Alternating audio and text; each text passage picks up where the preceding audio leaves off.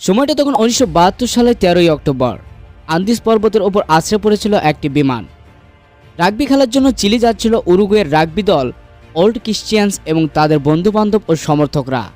কিন্তু হঠাৎই একটা ভয়াবহ শব্দ করে বিমানটা আন্দিজ পর্বতের ওপর ভেঙে পড়ল। শেষ হয়ে গিয়েছিল কয়েকটি তরতাজা জীবন। দুর্ঘটনার 72 দিন পর তাদের উদ্ধার করা হয়। কিন্তু এই বিমান দুর্ঘটনাকে যদি আপনি অন্য কোনো সাধারণ বিমান দুর্ঘটনার সঙ্গে তুলনা করে থাকেন তাহলে একদমই ভুল ভাবছেন। কারণ এই 72 দিনের মধ্যে তাদের সঙ্গে এমন কিছু ঘটেছিল যা না আপনি কল্পনা করতে পারছেন না পেরেছিল তারা। এমন কি ঘটেছিল তাদের সাথে যা জানলে আজও মানুষের বিশ্বাস করতে কষ্ট হয়। চলুন অজানা রহস্যের আজকের ভিডিওতে সেই বিস্ময়কর বিমান দুর্ঘটনা সম্পর্কে জেনে নেওয়া যাক।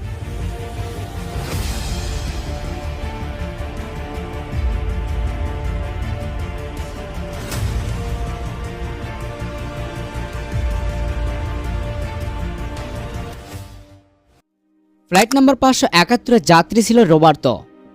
সেবার মোট 40 জন যাত্রী ও 5 জন ক্রু নিয়ে যাত্রা শুরু করেছিল বিমানটি। গান গল্প হই হুল্লোড় করে ভালোই কাটছিল। এমন সুন্দর সময়ে এত অল্প বয়সে পায়ের নিচে থাকা দুধ সাদা বরফের কোলে এমন কোনো বিভৎস অভিজ্ঞতা অর্জন করতে হবে সেটা ভুলেও মাথায় আসেনি কারো। বিমানের জানালা দিয়ে বাইরে দেখছিলেন রোবার্তো। হঠাৎ মনে হলো বিমানের ডানা দুটো যেন বরফে ঢাকা আন্দিজের চূড়োর খুব কাছে দিয়ে যাচ্ছে।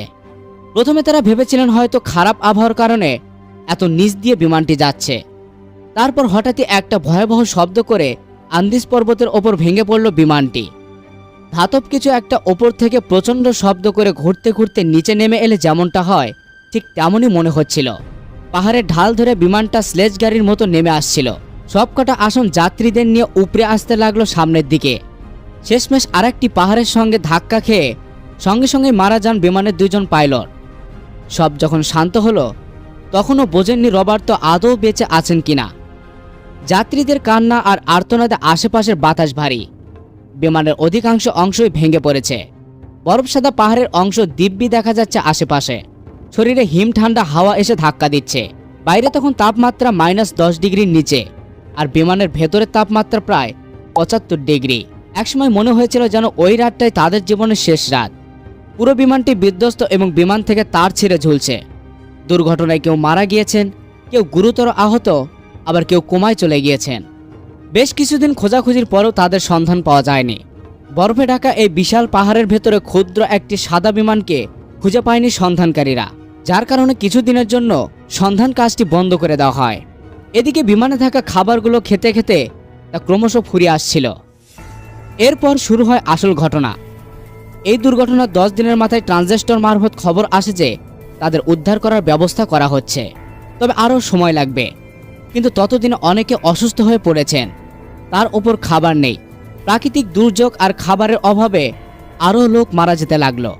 সেই সঙ্গে পর্বতের প্রবল ঠান্ডা। এরপর নিজেদের মধ্যে ভয়াবহ একটি চুক্তি করলেন তারা। সিদ্ধান্ত নেওয়া হলো যারা আগে মারা যাবেন তাদের মাংস খেয়ে বাকিরা বেঁচে থাকবেন। বিষয়টি আসলে বিশ্বাসযোগ্য না হলেও এটিই ঘটেছিল। যে সঙ্গীটি প্লেনের পাশের সিটে বসেছিলেন মারা যাওয়ার পর অবস্থার চাপে পড়ে তারই মাংস খেতে হয়েছিল। একমাত্র আশা ছিল কেউ না কেউ কোনো না কোনো দিন হয়তো তাদেরকে খুঁজে বের করবে। 23 ডিসেম্বর বিমান দুর্ঘটনার 72 নম্বর দিনে অবশেষে সাহায্য আসে। মোট 16 জন মানুষকে বাঁচানো সম্ভব হয়। আর এই বেঁচে যাওয়া ব্যক্তিরা যাদের মাংস খেয়েছিল তারা ছিল তাদের বোন, ভাই কিংবা মা। রোবার্তোদের জীবিত অবস্থায় পাওয়া যাবে তা হয়তো ভাবেনি কেউই। কিন্তু ওই দীর্ঘ 71 দিন সত্যি কি একদল মানুষ নিজেদের জীবন বাঁচানোর জন্য নরখাদকে পরিণত হয়েছিল? 1972 সালে সে গা শিউরে ওঠা অভিজ্ঞতাগুলোকে একটু একটু করে লিখতে থাকেন রোবার্তো। লিখে ফেলেন বই ইন্টু দ্য মাউন্ট টেস্ট। নিজের নির্মম আর অবিশ্বাস্য সে 71 দিনের বেঁচে থাকার গল্প বলেন পুরো পৃথিবীকে। এছাড়া 1993 সালে এই ঘটনাকে ভিত্তি করে নির্মিত হয় চলচ্চিত্র অ্যালাইভ। রোবার্তের ভাষায় সেদিন মানুষের মাংস না খাওয়ার সিদ্ধান্ত নিলে আজ আমি এখানে থাকতাম না, এটা বলে নিজের কাজের প্রতি সম্মতি জানিয়েছেন তিনি। সত্যিই কি ঠিক ছিলেন তিনি নাকি নয়? নিজের আত্মীয় স্বজনের মাংস খেয়ে বেঁচে থাকার এই সিদ্ধান্তকে আপনারা কতটুকু যৌক্তিক মনে করেন তা অবশ্যই কমেন্ট করে জানাবেন।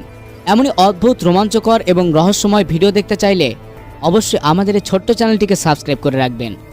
তো আজকের ভিডিও এই পর্যন্তই। দেখা হচ্ছে নতুন আরেকটি ভিডিওতে।